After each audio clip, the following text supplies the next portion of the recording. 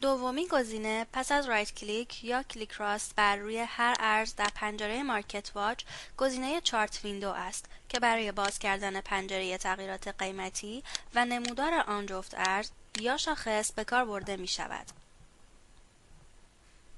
سومین گزینه پس از رایت کلیک یا کلیک راست در مارکت واچ تیک چارت است. در نمودار تیک چارت بدون توجه به بازه زمانی هر یک واحد تغییرات قیمتی ثبت می شود.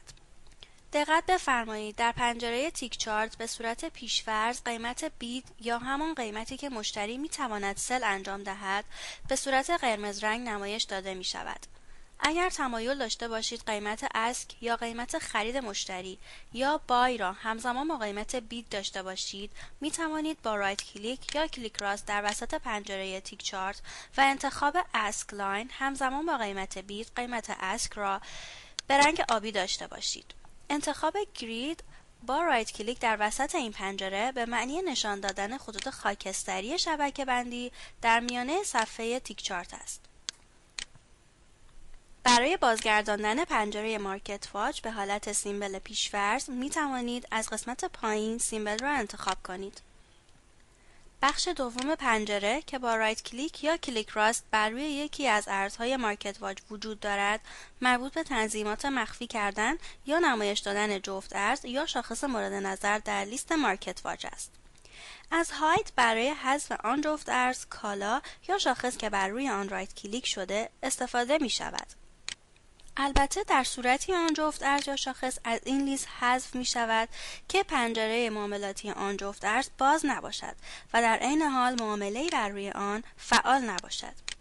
هاید آل برای مخفی کردن لیست قیمتی تمام اقلامی است که پنجره معاملاتی آنها باز نیستند و معامله‌ای بر روی آنها در جریان نیست. به عنوان مثال در حال حاضر به دلیل باز بودن نمودار 4 جفت ارز اصلی با وجود انتخاب هاید آل این 4 جفت ارز از لیست قیمتی حذف نمی‌شوند. شو آل نیز برای ارائه لیست قیمتی تمام جفت ارزها، کالاها یا شاخص‌هایی است که فارکس تایم اجازه معامله بر روی آنها یا پنجره قیمتی نمودار آنها را ارائه می‌کند. گزینه سیمبلز برای شما پنجره را باز می کند که کارایی‌های زیر را دارد. در این پنجره به جای جستجو در کل لیست مارکت واچ برای یک قلم کالا یا جفت ارز می توانید به راحتی از گروه بندی جفت ارز، کالا یا شاخص گزینه مورد نظر خود را انتخاب کنید. پس از انتخاب گزینه مورد نظر با آبی رنگ شدن و در اصطلاح سلکت شدن می توانید از پنجره سمت راست سیمبلز با فشردن شو پنجره نمودار جفت ارز یا شاخص را باز کنید. با فشردن کلید هاید می توانید آن جفت ارز یا شاخص را از لیست مارکت واچ مخفی کنید و با فشردن پراپرتیز می توانید از شرایط قرارداد و مبادله آن جفت ارز آگاه شوید.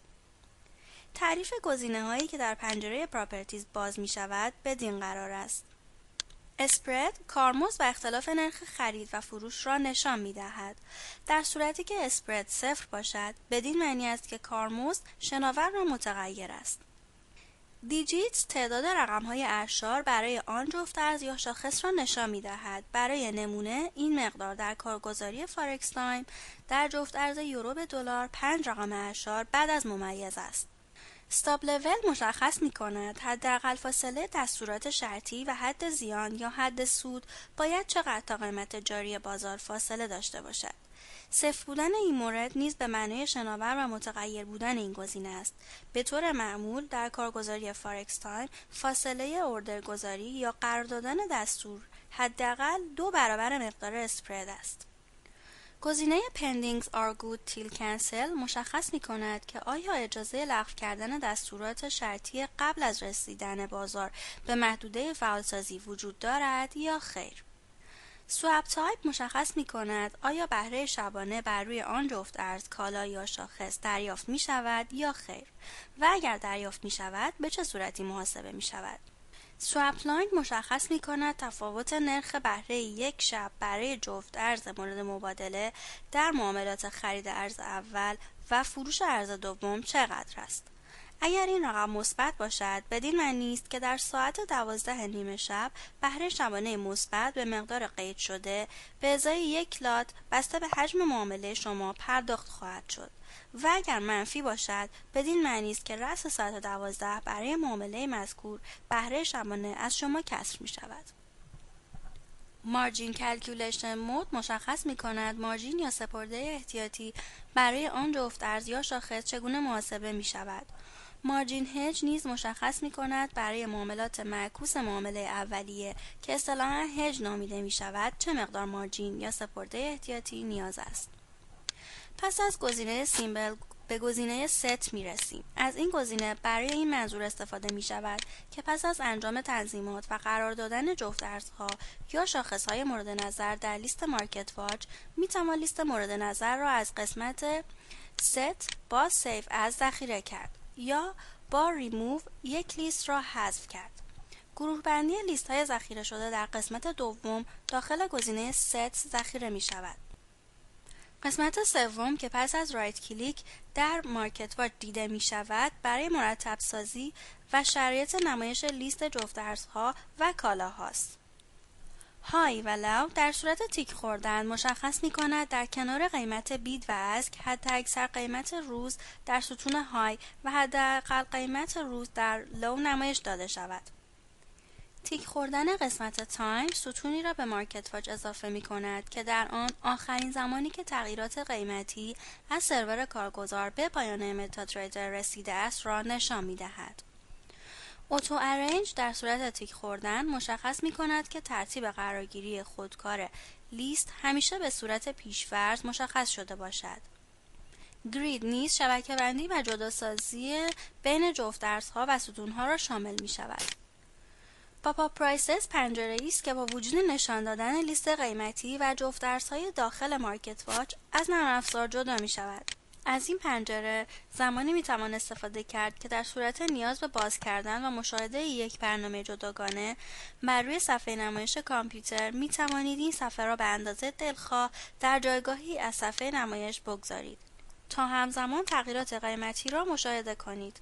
دقت بفرمایید که اگر در لیست پاپ آپ پرایسز قیمتی دیده نمی شود یا بسیار ریز است بدین دلیل است که در لیست مارکت واچ آن تعداد جفت ارز کالا یا شاخص قرار دارد. بدین منظور به وسیله هاید اقلامی را که قیمتشان برای شما اهمیت ندارد را از لیست مارکت واچ حذف کنید و سپس پاپ آپ پرایسز را باز کنید تا مطابق با شکلی که می بینید فقط جفت ارزهای مورد نظر در پنجره نمایش داده شود.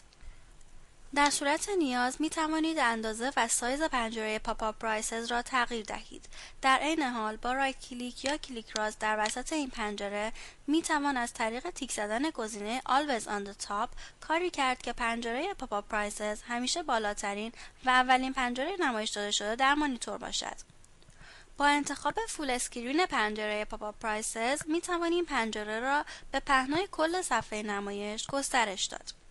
با انتخاب گزینه های و لو می توان غیر از قیمت‌های بید و اسک، های یا حد اکثر، لو یا حداقل قیمت روز را معلوم کنید. آخرین زمان تغییرات قیمت در ستون تایم نمایش داده می شود. گرید نیز شبکه‌بندی خطوط خاکستری بین لیست ها و ستون ها را تعریف می کند و پاپ آپ پرایسز پراپرتیز تنظیمات رنگ پس زمینه، تنظیمات رنگ خطوط شبکه‌بندی و جدول، تنظیمات رنگ وقتی که قیمت بالا رفته، تنظیمات رنگ وقتی که قیمت پایین آمده است، فونت نوشتن لیست، تنظیمات اندازه نوشته ها و اعداد و در نهایت نمایش لوگو در این قسمت وجود دارد.